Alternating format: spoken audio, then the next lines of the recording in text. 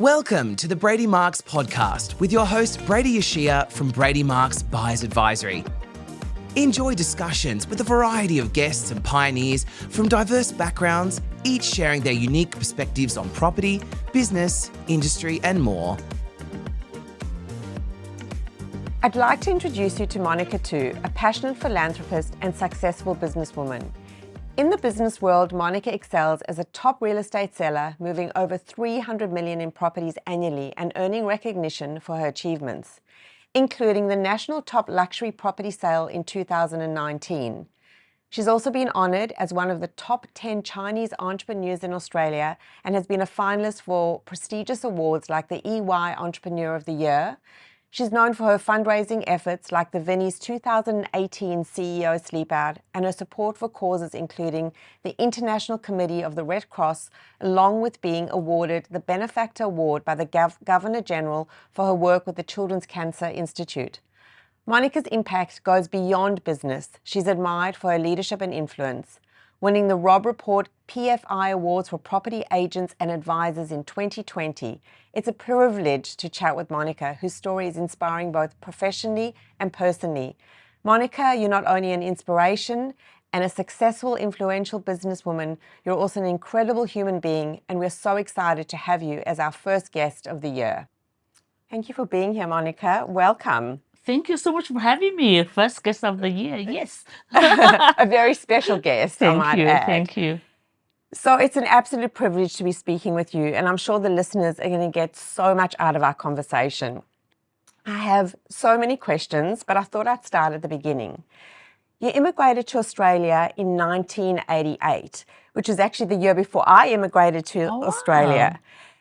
Why Australia over all other countries in the world? I think that's a really interesting question. I didn't even know why. So feels wow, you intentionally came to this country because you chose Australia to be your home now. Not really. So what happened is in that year, I was in China. I did really well. I had a very prestigious job in China, in the city of Shenzhen. So one of the Australian school went to Shenzhen, want to recruit the students. I couldn't speak a word of English. I said, oh, you need my help? I said, okay. So I helped them. And they said, okay, you know what? You've been doing so well for us. If you come to Australia, I said, oh, hello, where is that? But anyway, and we'll give you a discount for your tuition. I love a discount, you know what I mean? So okay. So that's the only reason I came to this country. So and the things one of the things I really actually think back is, how did you give up your Korea to come to an unknown country and didn't even speak the language? What challenge might that be, right?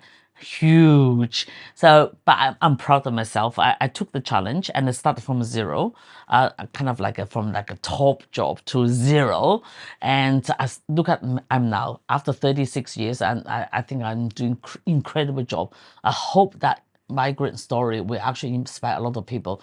Don't look back what you have in the past. Come to unknown because it's a destiny, right? And you start from beginning. That's how I started. Absolute inspiration. Everybody that lives in Sydney knows that it's the most beautiful city in the world. How did you come to be making Sydney your home? I think that, again, I believe in destiny.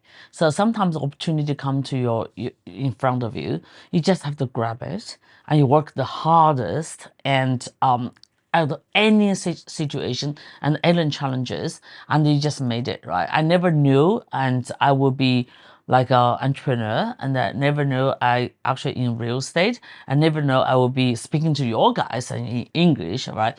Could be Chinese, I'm just saying, right? So, yes. You never know. And for me, it's like, I don't know, Australia is the best country in the world, but I thought destiny put me here. I want to make the most out of it.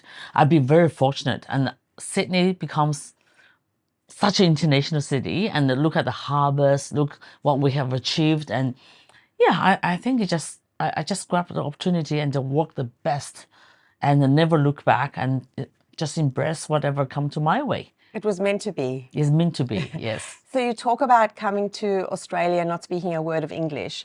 I believe you spoke German. How come German? This is really interesting as well. I went to, if everybody know a little bit about China, so we had Cultural Revolution. During this time, so nobody really studied. So when I was of the age of 15, my dad said, you're not very good at math.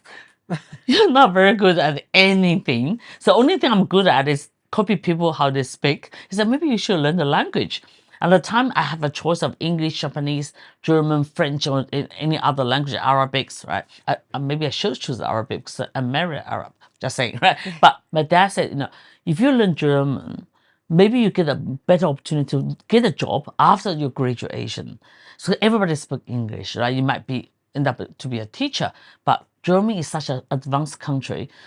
Maybe our province needs somebody like me. So that's the only reason my dad chose the German for me. I thought, what is that? But I believe in my dad, so that's why I chose German. That is so interesting. Yeah, and he was right. I got a job with the International Travel Service.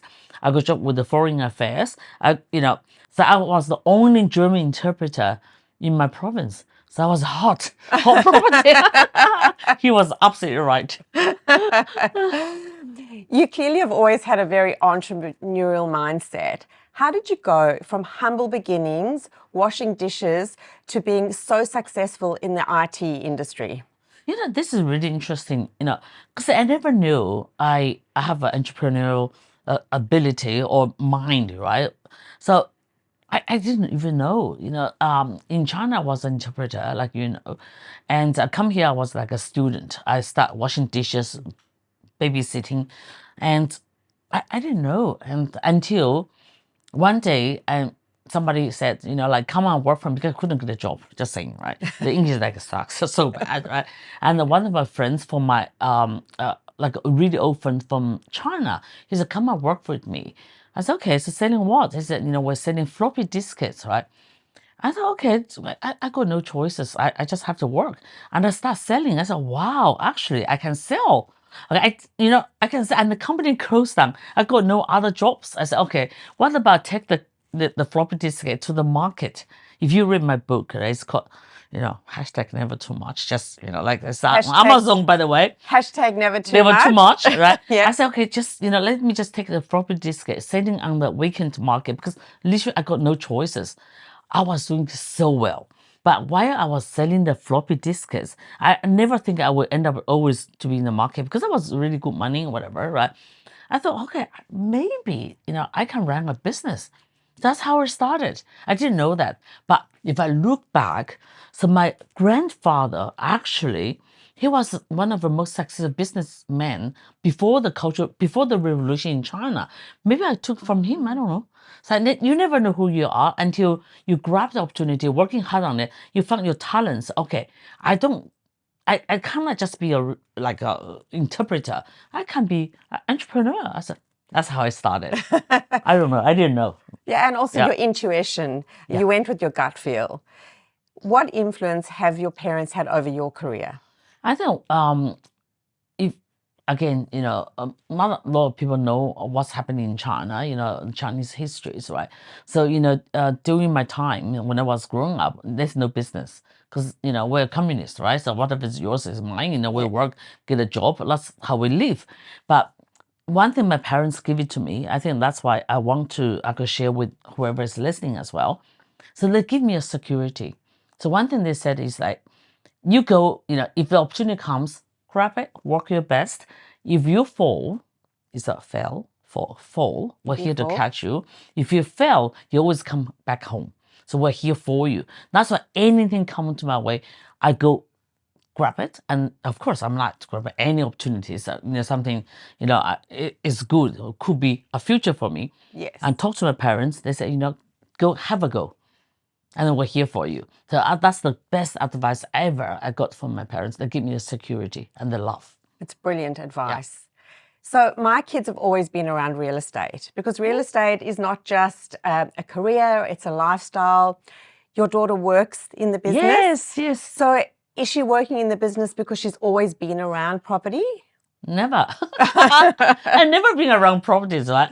So we started the business because of my husband, have a passion for it. And I said, okay, let's just do it. And we did really, really well. So my daughter is all the way a private education. Like any Asian parents, they want them to be a doctor, accountant, scientist, right? And I just let her to do whatever she wants. Same philosophy.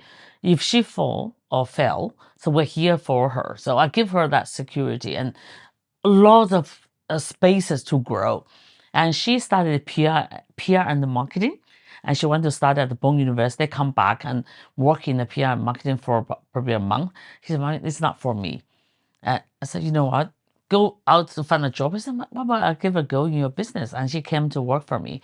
And it didn't really work well because we're a very small company. So because she's Monika's daughter, so everybody gave her all the support she needed.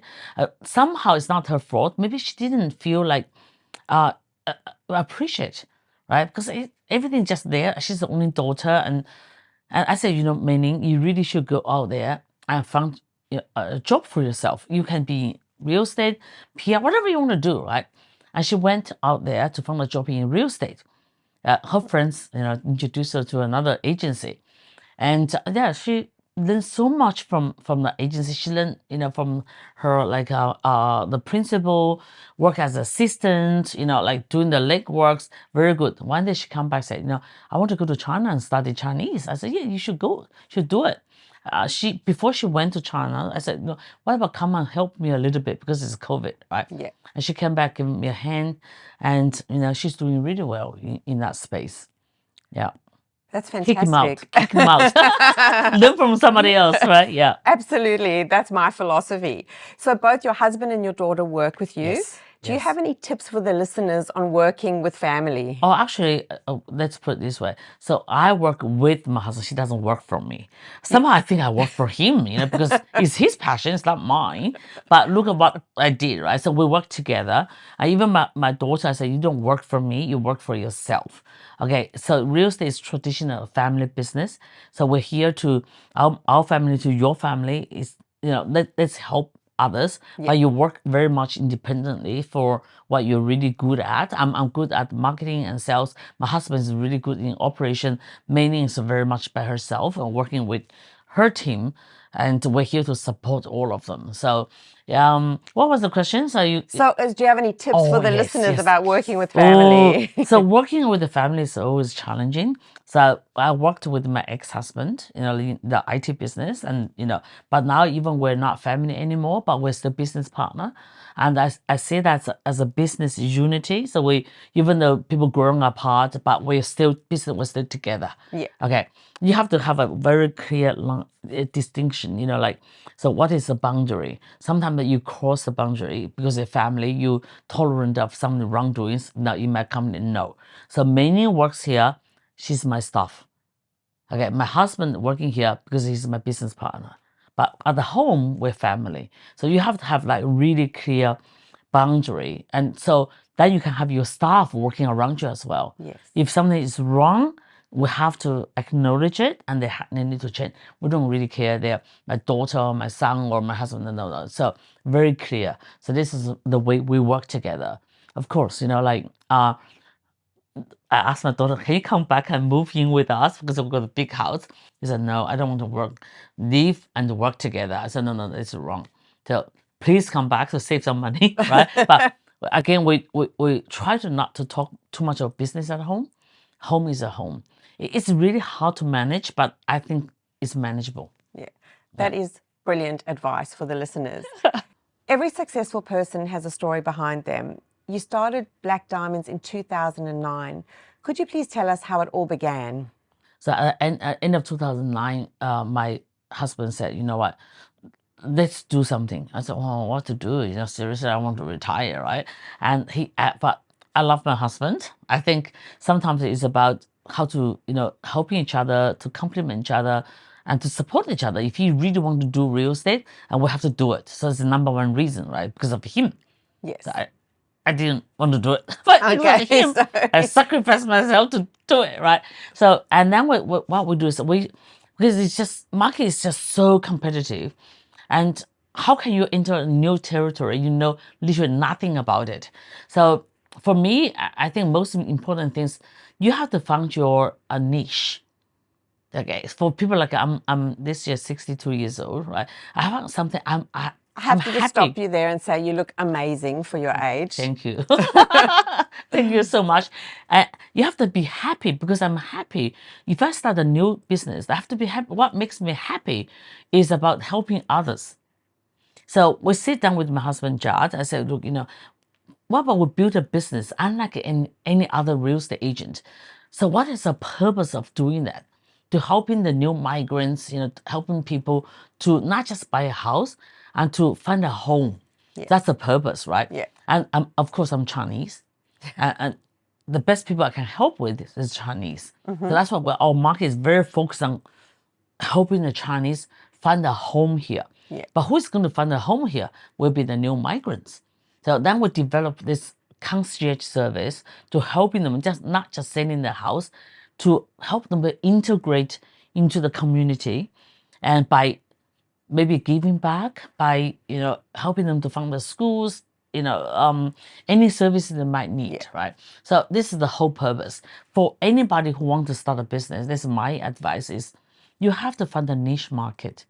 So where you can stand out, who you are, and with the purpose not just of making money. Yeah. Making money is, of course, you have to make money. Hello, we're not even sitting here in this beautiful office if you are poor, right? But that's not the ultimate goal. But Yes. But giving back and helping them, giving back money, your knowledge, your resources. That's the whole purpose. Look at us now. So we're not just another real estate agent. Yeah. We're a concierge of helping people, whatever they needed. Right? And ultimately, hopefully we can sell them a house. Just say, right? Okay, sell their house as well. So because we're business people. Yes. So for that reason, as a personal branding, find a niche market and really persistent for what you are standing for is, I think, the key of our success. I think that's beautiful. Oh, thank you. Very good advice. Yeah. I personally love black diamonds, as you can see. Yeah, I can see that. Yeah. Where did the name come from? Does it signify anything? Yes, if you look at the real estate agencies, at the time I was in Pimble. Can you believe yes. it? Yes. I actually remember coming to see a property in Pimble with you. Yeah, you remember me, yes, right? Oh my I God. do. It's yes. definitely it's not because of good looking, because of service, right? It's both. So, yeah, at the Pimble at the time, talk about. So we want to start a business. I don't want to be like a Monika Tu or Jakarta Realty, right? So I want something to be different. So I talked to my graphic designer. I said, I want to target in the prestige market. So what is like really cool? He said, oh my God, diamonds. I said, yeah, diamonds. People say, oh, I'm selling jewelry. I said, what are black diamonds? I said, black diamonds is like so powerful. But we don't want to be like, black diamonds are what? You're selling, like jewelry. There's nothing wrong with that. I said, okay, property concierge, right? Sounds really good. Why Z on the back? Because S is gone. Okay. I don't want to say one diamonds. I want to say multiple diamonds. Yeah. So that's why the Z is. Oh wow, that's so cool. So we call it black diamonds property concierge. It sounds like really powerful and very prestigious. That's where the name comes from. But everybody's saying, "I'm so stupid." I said, "Oh, some of the agents comes. What? What's your name?" The black diamond property concierge. But you know what? I don't think now I said, wow, that's a very cool name. See, let's come back to our original thoughts and original branding. So you just have to believe what you deliver. Yeah. With the vision, you think I'm stupid. I'm telling you, I'm going to prove to you, I'm not really stupid. Look at us now, right? But wow, the name is so cool. But you said it was stupid. So, in his face, right? So you get bombarded all the time for people don't understand who you are. But now the brand, I think, is just really powerful.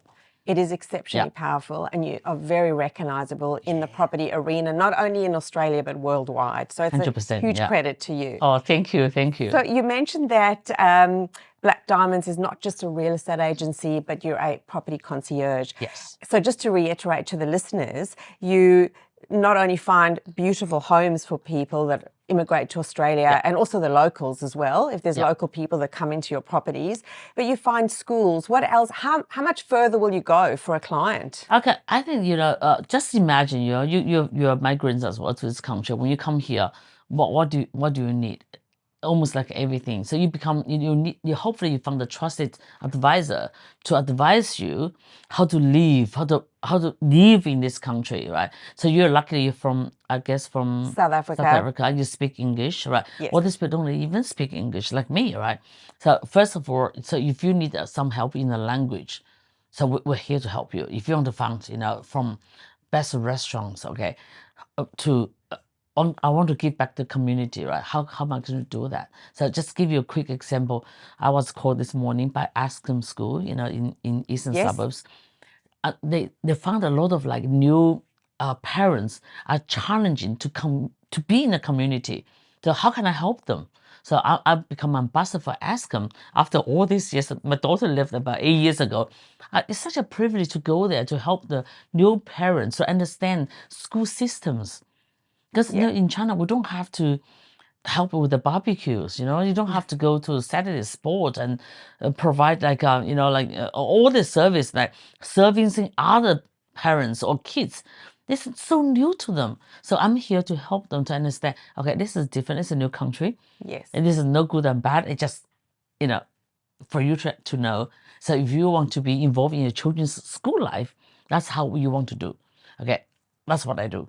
And if you want to love arts, for example, I'm a big philanthropist in the art community. If you want to love the arts, so who is the most recognizable like an artist, right? How can you get involved in that? How can you appreciate Australian arts? So this is what I do as well. Yes. So a concierge not just carry the bags. So we're joking. They don't need me to pick up from the airport. But if you need, there's a limousine where we can call to pick you up. But much higher level of a concierge.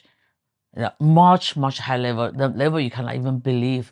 So I'm in a committee for Good Dinner Committee for Children's Hospital Foundation, raised $19.2 million. Phenomenal. So again, I have an Asian giving back circle as well. So they understand, okay, I'm here. I want to be part of it. So it's not because of my children's sake, I can take benefit from what, but I'm here to help other children as well. Yeah. It's amazing. It's beautiful. It's incredible. Yeah. So you have your love for work and you have your love for the community. Yes. It's so remarkable. So reflecting on your journey and looking back at the early days of Black Diamondz, when you think about it, would you have done anything differently? I think I have done everything differently. So selling houses is probably the easiest thing, So you stand on the door, people love the house and they buy, right? But how can you reach out to a wider community to understand, you come to Black Diamondz, right? You come to Monika Tu because you trust her with, the property I showcase, right? So there's a lot of chances to get the listeners start with, right? And people understand at a certain level, people understand. They say, okay, so I want to sell through Monika because I got a wider reach and all the Chinese community. How can you look at what I have? At least give me opportunity to show you. You don't have to buy, but I'm here to help you, right? So what was the question? That's would you do anything differently looking back on the pathway? So I think it's all about real estate is all about marketing. How do you market yourself? In a way people actually believe in you, because I choose to be in a luxury property. So all the high net worth individuals will choose to look at me.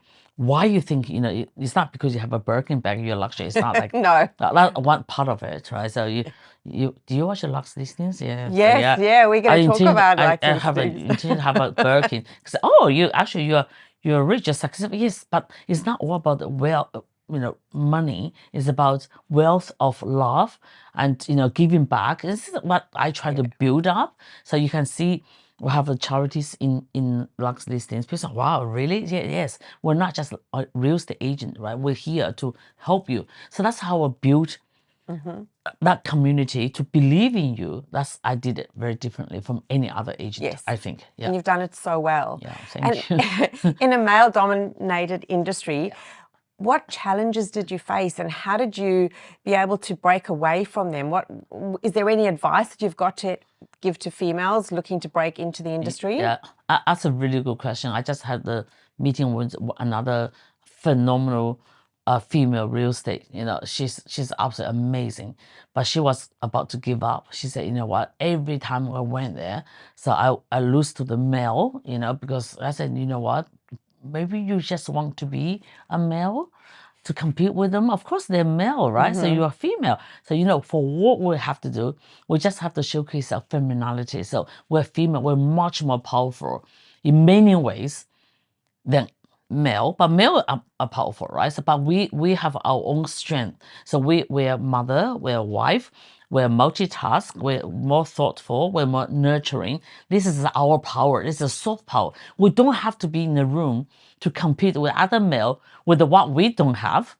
You know what we don't have, right? Yes. You know what we don't have, right? Yes. But we don't even have to compete with anybody. We just showcase what we have. And I'm not competitive. People say, oh my God, you look at... I don't only compete with myself. I don't have competitions. So that's how I built my brand. So it's only one Monika Tu. She's a migrant from China. She doesn't know much about real estate. It's a fact, right? But I know people. Okay, we're female. We know who we are. We're female. Yes. So female is so much sexier, right? So much more thoughtful, right? We are multitask. Men are not multitask. Definitely right? not. Yeah, and we're not competitive. Why want to compete with male? Why? So we have so much to give. So that's the key of female listeners. If you're in male-dominated industry, there's nothing else than real estate. I'm telling you now. Show right? your female. So Accentuate. female soft power. That's it. What is that? You don't have to open your shirt to show. No. I cover myself, but everything we have is inside. Okay, just discover what's inside about you, about your female power. That's what we have to give to whoever is listening, whoever is want to do business with us. Right? Yes. So this is, I think, the best thing I have, and I think I'm not competitive. You can't believe it, right? Not at all. Why we should compete? Everybody is unique. Well, that's it, and run your own race. Yeah, compete with yourself. That's okay, it. have you done your best? Have you really discovered yourself? Do you have your personal brand? What the hell is that? Okay, you know what? So look at me, right? So what is your personal brand? It's pretty obvious, right? I'm Monika. I'm an entrepreneur, like you said. I'm a philanthropist, and I'm super successful, and I'm not even competitive. I think that's bloody amazing. Oh, that's incredible.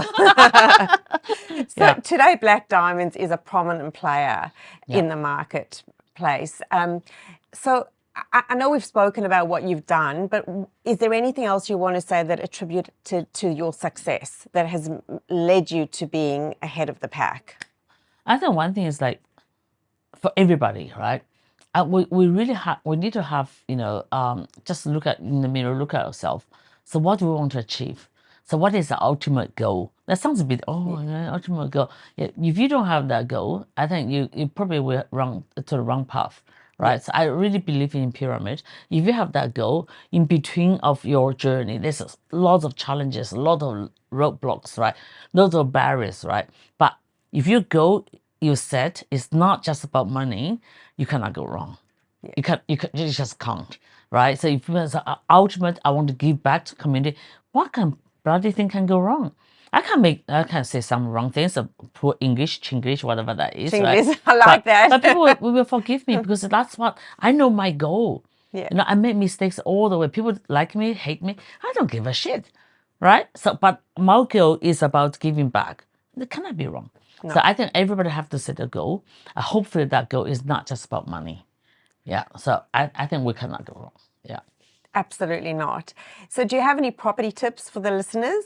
Yeah, property tips if you have money, please buy one for me. I'm just kidding. The properties are, that's probably the least thing I worry about because everybody on different stage, they have different needs but start building your portfolio is one thing. I think property is probably the best investment people can make. I work with lots of incredible owners and the vendors, right? So I learn from them because I just share one tips with you. So I got a vendor, she bought a property 21 years ago at $9 million at the eastern suburbs. And I learned so much from her. I sold her property $45 million and you know what, tax-free. Okay, I thought, oh wow, is that how you do it? She doesn't have hundreds of investment properties. That's what people you know, especially Chinese people, if you have any Chinese Yes. listeners, they oh my God, I got 25 investment properties. You pay tax, you pay interest, you worry about the plumbings, your tenants. You know what? I think invest in yourself. Just buy something like you can afford and build that portfolio, probably within your comfort zone. And at the end of the day, when you sell it, it's tax-free. That's the best thing I can, best tips, right? I look at, the lady called Pauline, she's amazing. That's what I learned from her. $45 million tax-free. I was like, wow. And every day she's enjoying her property. She's enjoying her life. Right? 21 years. Now she's like, She's happy. She's happy. Great advice. Yeah. And for somebody who's looking to break into the luxury real estate market, not just any agent, do you have any advice for them? I think it's luxury is such a what do you call that in English, right? It's such a word. Like, what do you mean?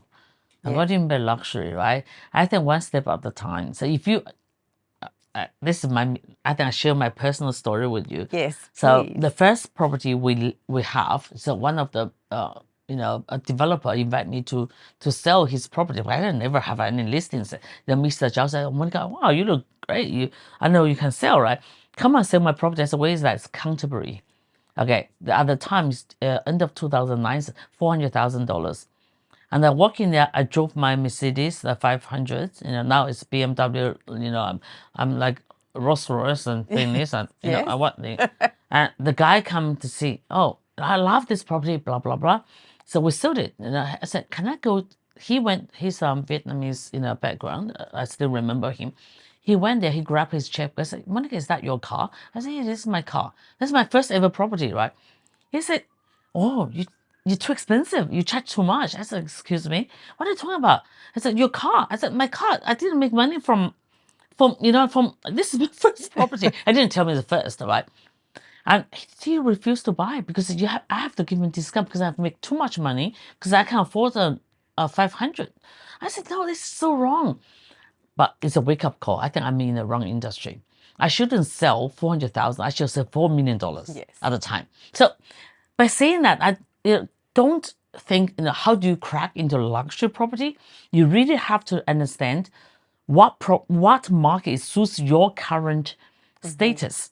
Okay, I think you probably should drive a Toyota to sell 400,000 because you relate to that market. People believe in you because you are, I don't know if it's right or wrong, but that's actually open my I should drive a 500. I don't want to drive a Toyota to sell 400,000. There's nothing wrong with that, right? So because I've already got a Mercedes, maybe I should sell something like 4 million plus. Yes. That's how it comes. Okay. So how to crack in there? One step at a time. Yeah, and be patient.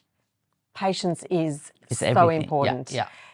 Being patient, being consistent, but being passionate. Yeah, understand that market. Maybe understand $4 million market better than 400,000. Yes. Yeah, that's understand that market and make sure your brand can fit into that market. People will perceive you as a trusted advisor in many ways, and you will be comfortable as well. So I don't want to drive the car to suit that market, right? That's who I was at the time. That's how you crack in that market. I hope that makes sense. It does. It makes so much sense. Yeah. And so you've got so much that people would admire about you, and your entrepreneurial success and is something that is a huge standout. What has been the most rewarding thing in your career?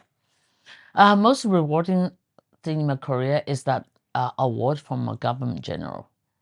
Okay, so I'm one step close to my goal.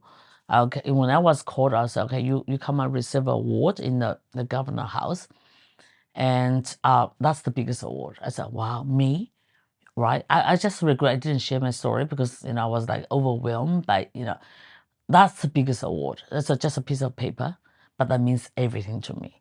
Okay, that's an award. People actually, I didn't ask for it. I was awarded for my work in the charity field. Oh, you need to be so proud of yourself. I'm so proud of myself. Yeah. That is, it's so, I don't even have words to say because I think it's such an amazing thing to achieve. So where do you believe that your drive and passion comes from? It's my goal. Okay, so people say, oh my God, why you get up, every day, 7 days a week, and I don't sleep, and I drive all my assistant crazy. So where's that energy comes from, right? Because I don't think I have much time to waste, because I do a go, and there's so many people out there need help, I guess, in terms of the charity work, and that's what drives me. Yeah. Yeah. That's a No really time good to thing. waste. No time to waste. No time like the present. Yeah, exactly. So how do you balance your career, your personal life, and all your passions that you have outside of work? Yeah. So number one thing is my balance is number one thing is the real estate, because that's my bread and butter. If I don't sell, I don't get paid. If you don't get paid, I cannot run a business and I cannot give. Okay. I think in terms of charity, it's my ultimate goal. But for me, talking is cheap. So action is for real. Yes. So action is about giving first. And then people, especially my community is very new into the, charity work. They say, okay, you don't have to talk. You just give, and people watching exactly what you do. And talking is very cheap, right? And the action needs a lot of work and lots of money. So, and that's why real estate is my number one thing. So everything comes just right after that. But people know I have a goal to achieve. It's one day I don't have to work anymore. People will come in, money will come in, and I keep giving. I keep encouraging my community to give to whatever cause that is. So actions speak louder than words. Yeah. And so within the charity realm, you are very, very generous, and I'm sure you've changed so many people's lives. The charities that you've chosen, is there a reason why they're so close to your heart? I think a lot of charity. Every time I go somewhere for charity, they're close to my heart. But I choose for children, is because I think Children's Hospital Foundation is such a great organization. They can give to me whatever. So I just go there and they cover the rest of them. I think every cause is important. Like every single cause is important. It's not because of children. What about elderly? But I have to be focused on which community can support me for what I want to achieve. Because I cannot just homeless is close to my heart, right? Yeah. Everything, but I can only do one or two things at a time. And at the moment, I just focus on children, because the Children's Hospital Foundation give me what I need to move forwards. Yeah. And also Museum of Contemporary Arts. I think I help the sick children, I help the healthy children as well, take them to a different level when they're not sick. So the arts will really elevate them to a level, and the network and the horizons, the futures. And that's what I'm really passionate about. Yeah. That is so remarkable. So moving along a bit, I'm sure that a lot of people that didn't know you now know you from Lux Listings. What was it like being on the show? I think it's actually unbelievable. I didn't know if your listeners know, I'm already on a lot of shows, right? I was on Unreal Estate Channel 9. I was on the Sunday night, for lots of current affair, whatever. You just name me, I'm there. But wow, the Lux Listings really take me to an international stage of a celebrity status, which I thought, wow, what is that? It's unbelievable. But that's what we have to really manage when you become a celebrity. How can you always keep your feet on the ground? I didn't care how far that go. I know I will go very far. But for me, it's always look at how can I keep my feet on the ground, still be humble, still work hard, and still never change my goal. And I'm not overwhelmed by the fame, but I'm overwhelmed by the recognition for people know who I am. I think the responsibility becomes much bigger than ever. Yes. Okay, because I got a lot of fans from 13 years old. As young as 13 years old, I'm just saying, right, to 100 years old, right? People say, wow, how can you do it? You don't even speak English. I said, hello, darling, I did it, right? So but you have to be really careful what message you give to the people who are actually watching you, admire you or respect. It's really, the responsibility is just so huge. Yeah, but that is amazing. The experience was phenomenal. Yeah, did you watch it? Absolutely. Yeah. I watched every single episode. Did I look skinny? You looked incredible. Oh my God, look at me, my God, so fat. Your fashion is impeccable and you always look amazing. Could you please tell us a little bit about your personal style? Wow, okay. So my personal style, believe it or not, number one is comfortable. My age, seriously, I have to be comfortable. And another thing I think for me personally is that I have to dress something which actually suitable for all uh, occasions, right? So the beginning, like this morning, I have to go meet the principal of the school, a little bit serious, and we'll have lunch. Sometimes I go straight to our events because I have like 7 events almost every week. So every night I have somewhere to go. So comfortable, suitable, what's that word? Appropriate. Appropriate, Yes. So, but I found a brand. So I'm very much like international brand, and my favorites like Balenciaga, Dior, like Gucci, and all this. Now I've just become an ambassador for Colors and Batty. I tell you, it's great. It suits my style. So this is Kala and this is Armani. Wow. So it fits, right? It's appropriate and it's very comfortable. Something that you've mentioned is your love for hosting parties. How do you combine the lavish events with helping people? Okay, this is really interesting. I love parties because how long I have to live, right? I'm 62. Every day it has to be fun, right? But I'm a businesswoman. I never go to anywhere. I don't think there will be no benefit to what I want to achieve for my business or for my goal. Always. So there are 5 invitations. I might choose one or maybe none. Okay, if I host a party, I really want to get right people into the events and make sure everybody benefits. So maybe they want to get to know each other. Maybe they have my potential or past vendors, and so they always have a business sense in there. But I will make sure everybody have fun and everybody will benefit, not just a glass of champagne. There will more to that. So you're combining it all together. Always combine. Always combine. Yeah. So we don't waste time. No. So you've got an amazing property that you're working with at the moment. Do you want to share with us a little bit about it? And if there's anything else that you want to share, please feel free to. I think there's 2 things I want to share about that listing, because number one is probably the world's most expensive penthouse. We're asking for $100 million.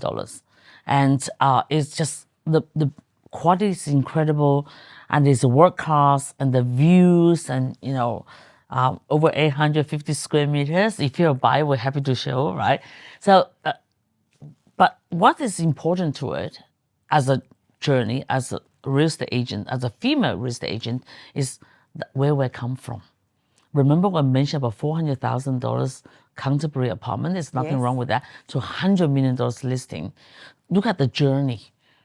Okay, I think that could be an inspiration for whoever just entered the market or want to build a business. It doesn't have to be in real estate. It could be anything. You can't sell noodles, right? You can sell both noodle, you can sell sandwich or sushi. Doesn't really matter. But the journey from 400,000 to 400 million, I think that's something very special, and people can learn something from it. I think it's so important to understand that you've got to start somewhere, but the sky's the limit. 100%. I really believe that $100 million is not my ultimate. There's more to come. Yes.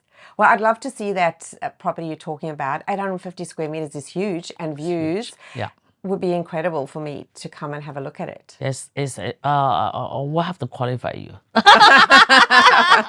Okay, you might have a buyer. Yes, I'd love to show you, but we just have to qualify the buyers. Whoever can actually see it. Exclusivity is everything, right? It's really, really exclusive. Yes. It's just unbelievable, and it's worth every penny. But there is a buyer for every property. Yes, I believe so. I just need a little bit more time to find the right buyer. Exactly. And if anyone can do it, you can do it. I think so too. You mentioned a little bit earlier about your book, #NeverTooMuch. Yes. What is it about, and how can the listeners get a copy of it? I think I've been working on this book for many years, right? And it's kind of like, it's more for myself. I think it's more like my book, and for me to have a bit of memory for what I have done in my past. So you can call that the achievement, a journey, whatever that is, right? And it's called #NeverTooMuch because like two is my surname is TU. It's like, wow. everything I do is I take to a different level. Okay, it doesn't matter talking about fashions, parties, and selling properties. I think it's a really interesting book to read for myself. But if somebody wants to read it, that's interesting too. It's on Amazon and Kindle. You can read for free. Or if you want to buy a copy, that's fine. I'm happy to sign for you, right? So whatever. Yeah, it's about my journey from like a little girl, for a very small town in China, and didn't know nothing about the business to who I am today. And the book is not finished yet. It's to be continued, right? I don't know that, my journey I don't know where that was going to take me. I think it's still a long way to go. I'm only 62 years old. I'm going to live into 105. So didn't a fortune teller once tell you that you were going to live till 105? Yes. Yeah. You read the article. Yes. Yeah, they told me, oh, you live to 105. I said, oh my God, seriously? Because my husband is much younger than me. I was, maybe one day I die, you can find somebody younger. But too bad. He's 20 years my junior. I said, look, 105, you'll be 85. You know what? Let's just stick with each other, right? Yeah, so I think it's a really interesting book to read for some of my achievements and challenges I have in life as well. So it's an absolute must to read. Oh, if you like, it's okay, and it's for free. Okay, just do it. Hopefully, my story will inspire you, whoever is out there listening, and let's work together. Life is incredible, and there's so many goals we'll have to kick. My life is going to be continued, like my book. Fantastic! I can't wait to read it. Thank you. Yeah. So is there anything that you'd like to share with the listeners that only people close to you know about you? Is there anything? I think people have the wrong perception of people who is famous. Okay, and I think it's really good to know where they come from, how they achieve that, and that's all. I think it's good to know my story. I hope my story will inspire a lot of people. So I got a big, a community. Actually, I work. I didn't know before the Lux listings. One is the migrants, like a lot of refugees, like people from Western suburbs. And my story become inspiration from them. If I can do it, you can do it too, right? Just really have to set that goal, being good. And also I have a massive gay community people listen to me because I'm like, I ask myself, why, why me? I said, because you represent minority of people. We're minorities. Okay, so we're migrants, Chinese, and non-English background, and so that's kind of like inspiration to them as well. So we're just humans, right? Humans should love human beings, right? If I can do it, please, empower yourself. You definitely can do it. So everyone can do it. Everybody can do it. Everyone. So before we go, do you have a favorite quote? For the young listeners, for I do. Anyone, okay, like kind of color. The quote is bit. I'm not even good at English, right? Whoever's listening, but I think for young people, in particular in our industry, which is very related, I think just be persistent because some things come too easy in our lives. Yeah, just look at how long the journey where we come from. Be patient. And work really hard, whatever come in front of you, rather than, so you always have a vision, but just grab the opportunity and work hard what you have right now. Wow. Yeah. Thank you so much. It has been absolutely amazing speaking with you. Thank you. Yeah, thank you for listening, whoever is out there, and thank you for giving me an opportunity to talk to you as well. You're welcome. Yeah.